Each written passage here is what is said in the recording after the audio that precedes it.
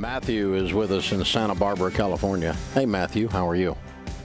I'm doing great, Mr. Ramsey. How are you doing? Better than I deserve, sir. How can I help? That's great to hear. I'm 18, and I've been following your principles for a long time. I'm fortunate enough that I learned them from my parents, and so I've never had a credit card. So I'm a little bit concerned about how to go about renting once I get out of college, because I know a lot of people won't rent to someone with no credit score. Well, there's two types of landlords.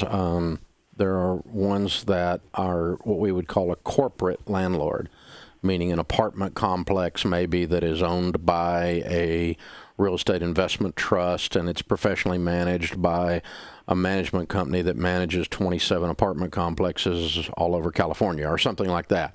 Those kinds of people are going to be very rigid and are going to expect to see something like a credit score. That manager of that apartment complex is not allowed to think for themselves. They're dictated by their corporate office, a set of guidelines, okay?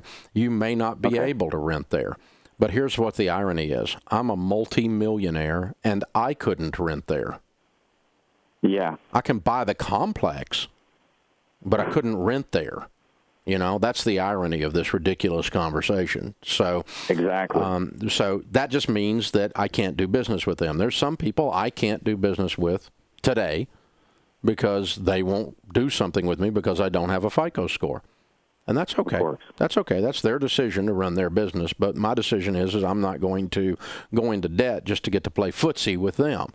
So, but you can rent to a landlord of some kind that is able or willing to think for themselves.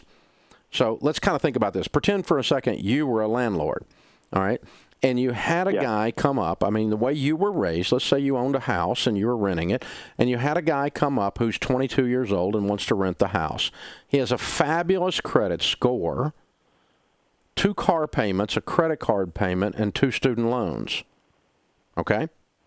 Or you have another guy standing there who has no credit score and no debt. And let's pretend they have a job making about the same money.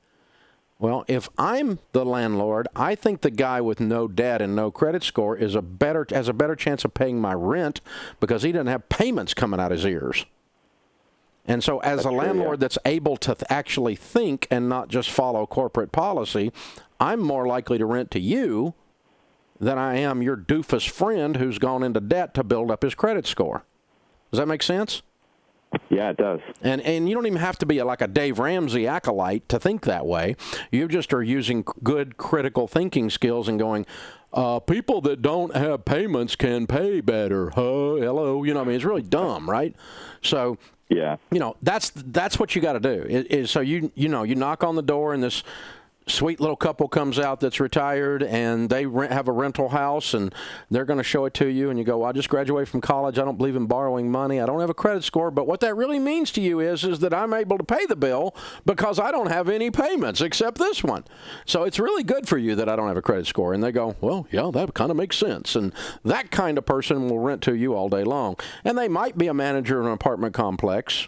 They might be just that sweet little retired couple that has a couple rental properties, or somebody like me, you know, that has a bunch of rental properties. And I just use critical thinking skills.